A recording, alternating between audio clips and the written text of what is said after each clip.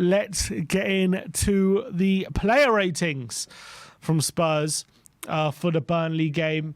And let's start with Vicario. I gave him a 6. Brian gave him a 7. Obviously, he made a crucial save right at the beginning of the game from, I think it was Lies Foster, who had a brilliant header at the back post, which he had to claw away one-handed. Don't think he'd have done much with the goal we conceded. And apart from that, didn't have too much to do. I feel like Burnley didn't really threaten him too much. A lot of their chances were off target. But I thought it was an astonishing save in that first half, so I gave him a 7 based off that. Yeah, I mean, I gave him a 6. Always where they don't have a lot to do, obviously, I'll go straight down the line with a 5. But that was an incredible save from that header in the first half when it was 0-0 that we discussed. So, yeah, 6 for me. Yeah, fair enough. I thought that big save was hopefully, quite a big moment in the game. Gene D says 8. Very much disagreeing with Brian. All right, next up, we'll go Pedro Porro.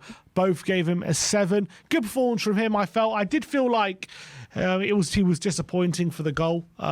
Poor challenge for Sander Berge, trying to get close to him, and I thought it was a weak challenge. But I thought he made up for it. Obviously, the goal he scored was phenomenal. I think he was a constant threat down that right-hand side. I thought he dealt with Burnley's threat as well, defensively pretty well. So I thought it was a solid display from Pedro Porro and a really nice goal as well. Yeah, I mean, he scored twice now against Burnley, didn't he? With both screamers. And he looked very, very bright. He looked very, very bright. For the last few games, I don't think he's been that good going forward. And his passing hasn't been as great as we know it can be. And yesterday was certainly a return back to the Porro we know. And easy 7. Yeah, easy 7. Next up, Van der Ven. We both gave him 8s. Another probably man of the match display from Van der Ven. I thought defensively he does so much great work. He did a very similar job in this one defensively, keeping Burnley quiet. And a few times that Burnley threatened to get him behind, he snuffed it out really impressively. And then he did move over to left back, where I felt like he was fantastic. He was providing an attacking threat down that left-hand side.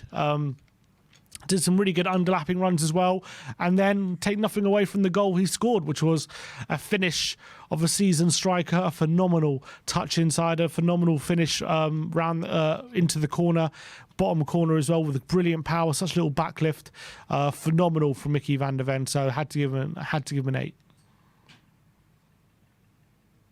Yeah, I mean, Simeon, there's actually nothing more I can put on top of that to say why I gave him 8. You just hit a home run with the analysis. A very easy 8. Yeah, fantastic. Next up, Cuti Romero. 7s all round for him. Really solid display yet again. I just love how he sets the tone with his aggressive nature, making sure that he's getting to the ball first and starting Spurs on attacks. He had a really great moment in the second half where he did this underlapping run into the penalty area and nearly set up a chance for Sarr, who obviously had a really good effort on goal, which was saved by the goalkeeper. But Romero just isn't scared of getting in those attacking positions. And to be fair, lately he's probably been our biggest attacking threat in recent weeks with some of the chances that he's missed, and obviously did score one against Arsenal. But yeah, really solid display from Cuti Romero on this one. He's been brilliant all season, or especially since the sending off against Chelsea. But in the last few weeks, even when the chips have been down, his determination to go forward, to play it out from the back, to be one of the furthest forward, he's just showing so much more maturity, so much more confidence. I think a lot of it may be now that he has Van der Ven alongside him, he's got a partner he can trust in. And he's got a lot more confidence going forward. The one thing I've loved seeing him this season is how comfortable he is going forward with the ball. And not just stepping into midfield, going on runs into the final third. And yesterday was another strong performance from him. Yeah, really, really good from Cuti Romero. Next up, Ollie Skipp. Both gave him a 6. I didn't think he did badly. I didn't think I think he's probably been better than what Emerson's been showing in recent weeks. And I thought definitely on the ball, he was accomplished and did some really good stuff. I did feel like, especially in the first half, they did target that side a bit and they were always trying to look to get him behind. And obviously, Bryn Larsen was able to get the goal from that side as well. So I think defensively was probably a bit suspect. Although, again, he did some good stuff defensively, but I did think that was the side they were getting the most joy out of. So I don't think it was like an incredible display. But I thought he was solid and didn't think he did too much wrong. So I gave him a 6. Yeah, I mean, the only reason I gave him a 6, and I will say that it was going to be a lot lower, or 1 or 2 lower. But then, like I said, when we spoke about the match report, is when I saw that tweet, and I'm sure it was a tweet, and if the person's watching that put the tweet, well done you, was saying, do you know what? It's exactly the same that happened with Destiny. Exactly the same that happened with any fullback we've played. They're going forward in that space because Ange has been telling them to be there and do that. So I couldn't put, as much as when I first saw it, I thought, Ollie Skipp, what the hell are you doing? When you take a step back and you look at it and realise he's doing what Ange asked him to do, I couldn't hold him at fault for it. So that's why he got a 6 from me. Yeah, fair enough. Next up, Yves Bissouma. Both gave him 7s. I thought he played quite well, to be fair. I didn't think he did too much wrong in this game. I think he has been a bit better in recent weeks. I thought against Liverpool he played quite well. And in this game he seemed a bit back to his best. Maybe not his best, but definitely a lot better than some of his low points this season, that's for sure. He seems a lot more confident. He was a lot more confident on the ball as well, playing some quick football. So, I thought it was a decent display for Yves Bissouma. Yeah, for me, he certainly did look a little bit brighter. I remember in the first half, he played a couple of nice 1-2s and he kept trying to find the forward with outside. But obviously, the pass just didn't have enough weight about it. But like you said, there were glimpses of the Bissouma we saw at the beginning, like how he was getting away from people, putting his foot in. So it was a brighter performance from him. But let's be serious. It wasn't that complicated to do better than he has been doing. But he certainly looked more like his old self. And hopefully he can end the season in this manner as opposed to what he has been. Yeah, definitely. Pat Mate Sarr up next, 6s all round. Again, not a bad display. Did commit a lot of energy to the game. Obviously, nearly scored in the second half as well with a nice finish. But I did think as well, on the ball, just lacked a bit of quality. I felt like his pressing was decent, but his challenge for the goal that we conceded was pretty weak. Did get into some good positions, but I felt like I didn't take full advantage of it. If he would have scored, it could have been, that would have... maybe bumped his score up one with that chance he did miss. I thought he did okay. I did think we were probably better when Bentancur did come on. So gave him a 6, but wasn't bad from Sarr. Yeah, it wasn't bad. I mean, one of the things that annoyed me about him is obviously in the first half, when Maddison took that opportunity away from him, when they were both running for the same ball and he took it on. And I thought it was much better a ball for Sarr. And we all saw what Sarr goal against Bournemouth.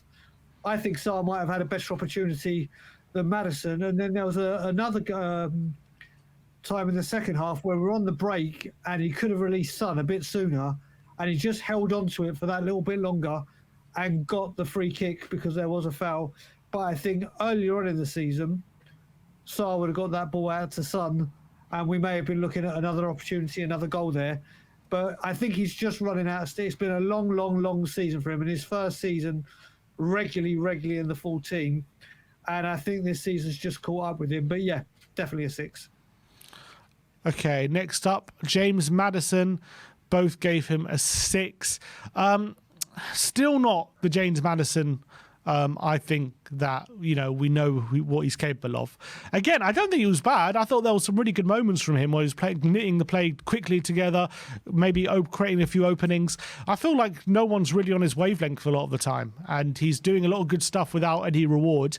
And then sometimes he overplays his hand. He should have done better with some situations. There were some good moments, especially in the second half, where he had that chance which he created for himself, went past the defender and then had that one-on-one, which he'll be disappointed he didn't score. Had that chance in the first half he wasted where he was played in by Sonny and took the ball off Sarr and probably could have done better with that opportunity. I did think he was bright. But again, still left a lot to be desired where he could have done a lot more. He did end up getting an assist for Van de Ven's goal.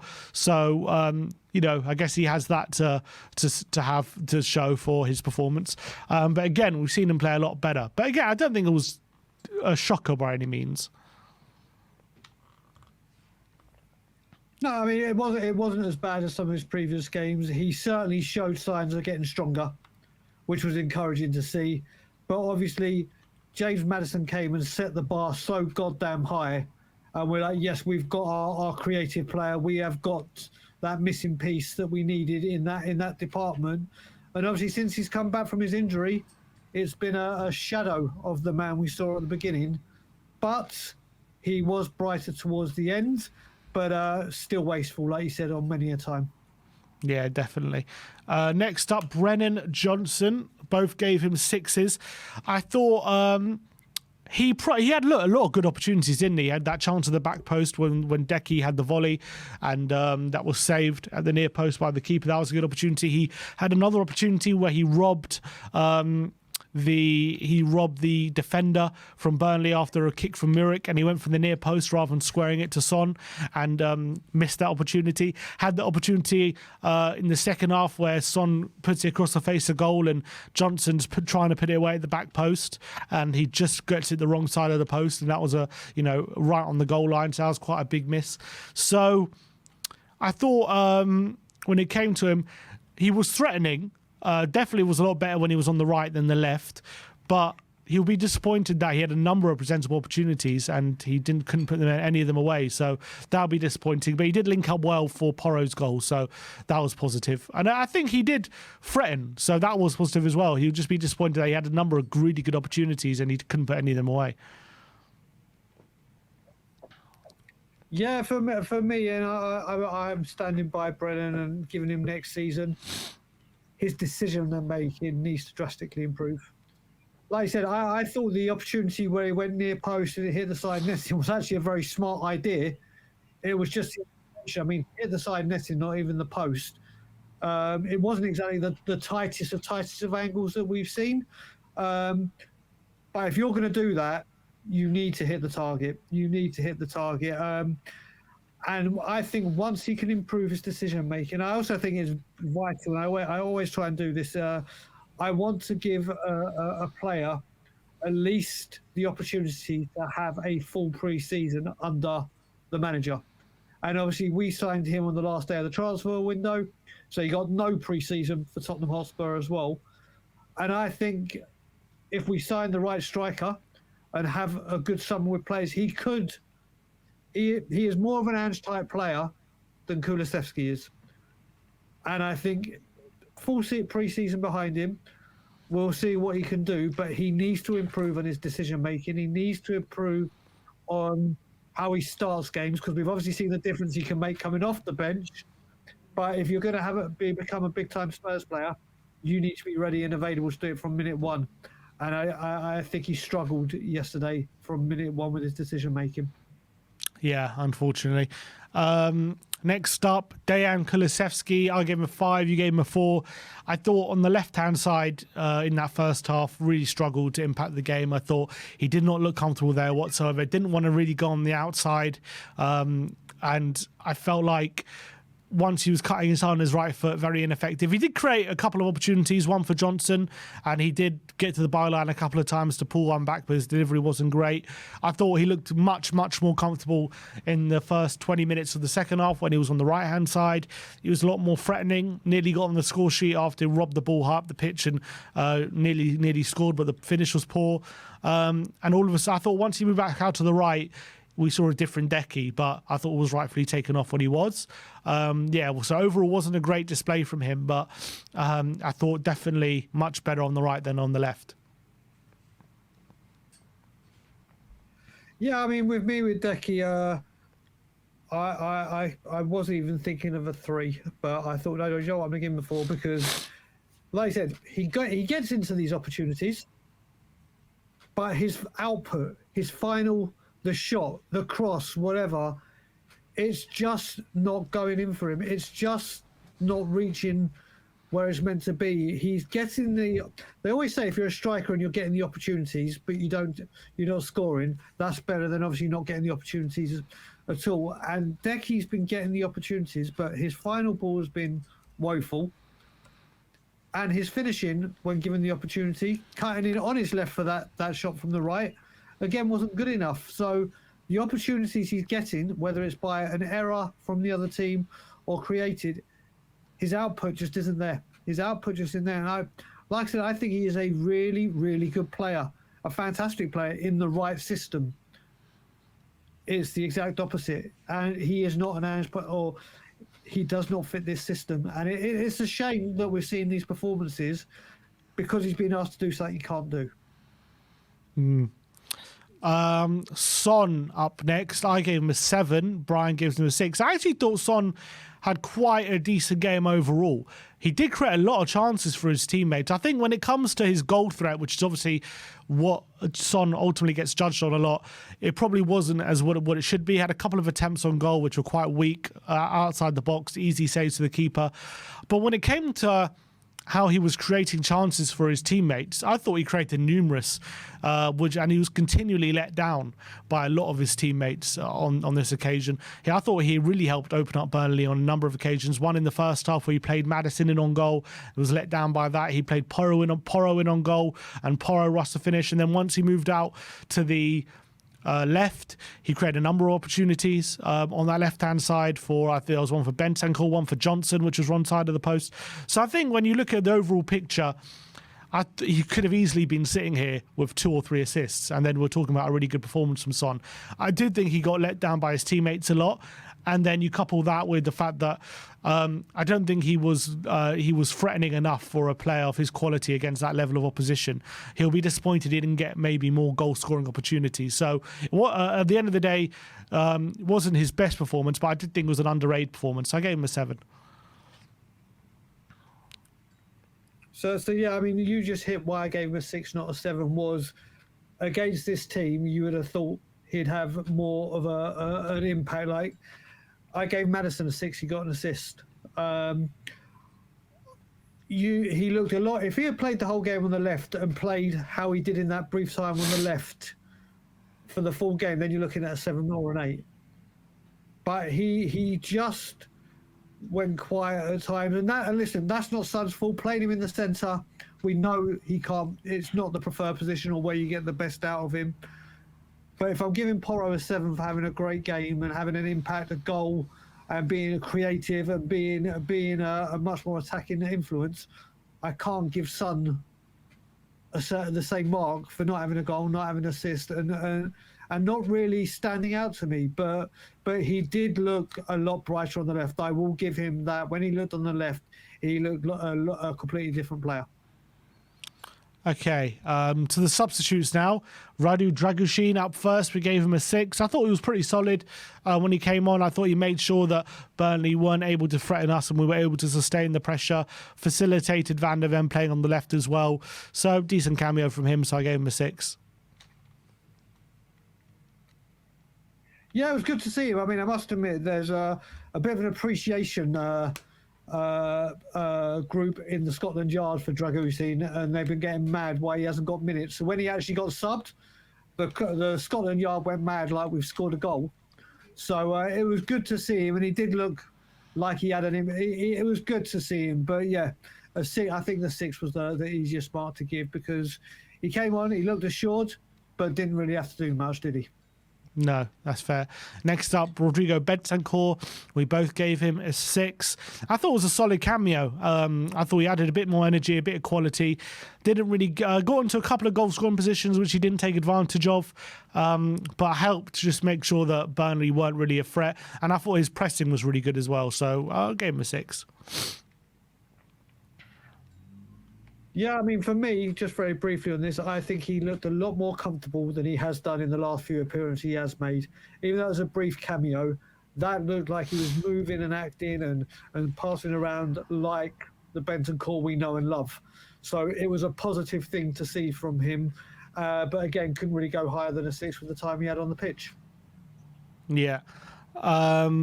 Next up, Dane Scarlett, who got quite some significant minutes yesterday. Both gave him a 6.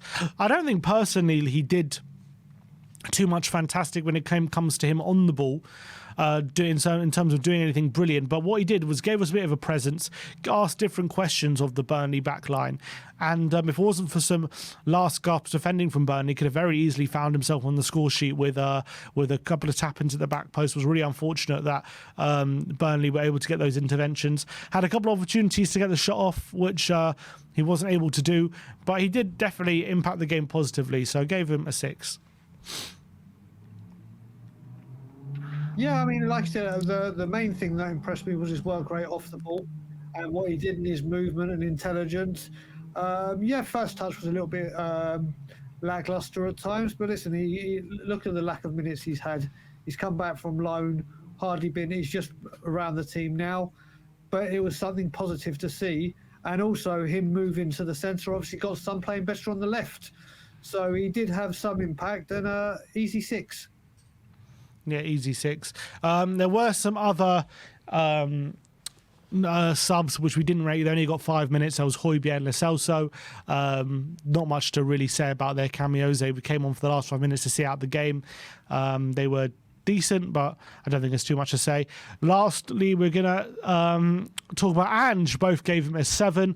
I thought his subs impacted the game positively. I think, you know what, I've got to give Ange a bit of credit because he is trying some new things. You know, Decky starting on the left, Skipp starting the left back, these kind of things people have been calling for him to at least experiment, and he has been willing to do. Whether they work or not, you know, sometimes things work, sometimes they don't, and I think his willingness to experiment is positive. The fact he gave Scarlett significant minutes, he put Van der Ven a left back, which definitely did work, and his subs did impact the game positively, so that was good. He's just got to work out how to fix the back post issue, and as well this issue of us starting games slowly and all this kind of thing.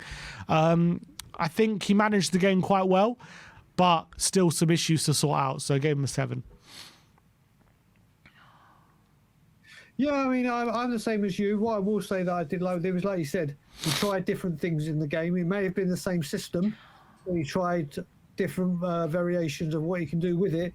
But what I did like with Ange yesterday is we've been talking a lot recently, like in the Fulham game, the Newcastle game, the Liverpool game, the substitutes and the timing of them, and were they the correct personnel. At the beginning of the season, they were coming off. We didn't understand it, but they were working. And I think that happened yesterday.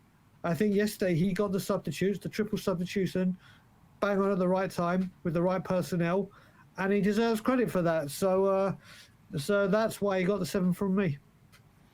All right, well, that is your player ratings. Let me know in the comment section below your thoughts on all the ratings we have discussed.